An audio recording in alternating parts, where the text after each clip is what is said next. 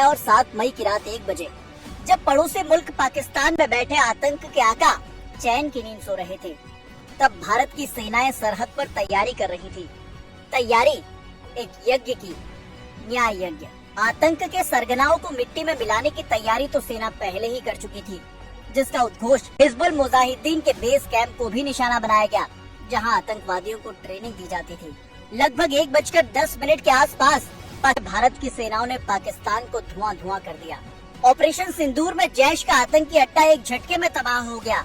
लश्कर-ए-तैयबा के छिपे बैठे सरगना हमेशा के लिए मौत की नींद सो गए। पाकिस्तान में पहली मिसाइल गिरी, इसके बाद एक कर धमाके शुरू हुए और पाकिस्तान की गोद में 9 अड्डों पर छिपे बैठे 90 आतंकी चंद मिनटों में साफ हो गए।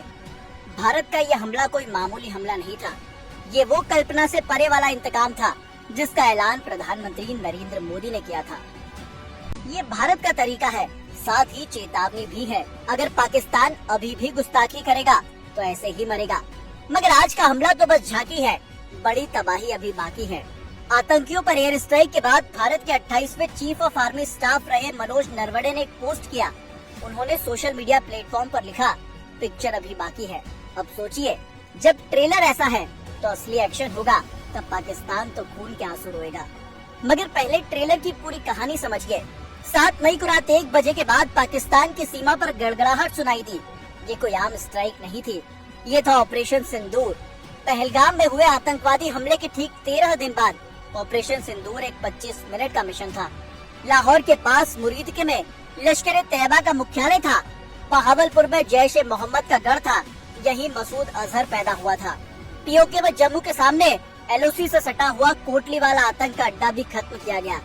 इसी तरह से नीलम वैली, चक्सवारी, बाग सेक्टर, मंजार, दूधनियाल और तत्ता पानी में भी आतंकियों के ठिकानों पर धमाके किए गए। टारगेट का सिलेक्शन भी ऐसे किया गया था कि बस आतंक का बुनियादी ढांचा ही तबाह हो। ये था भारत का संयमित मगर अडिग प्रहार। अब एक कर आतंक के वो ठिकाने समझिए जहां भारत ने विजय पताका फहराई।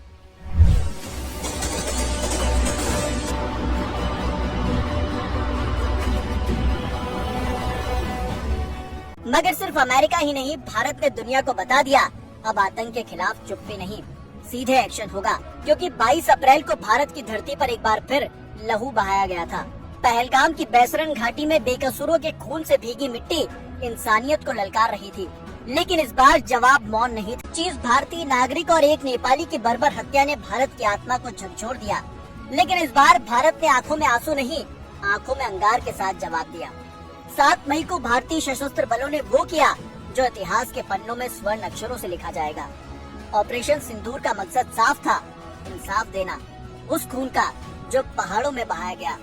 जैश-ए-मोहम्मद, लश्कर-ए-तैयबा और हिजबुल के अड्डे अब इतिहास बन चुके हैं। मुरीदके, बहावलपुर, कोटली, पाकिस्तान और पीओके के ये वो जहरीले ठिकाने हैं जहां से आतंक की नालियों में जहर घुलता था।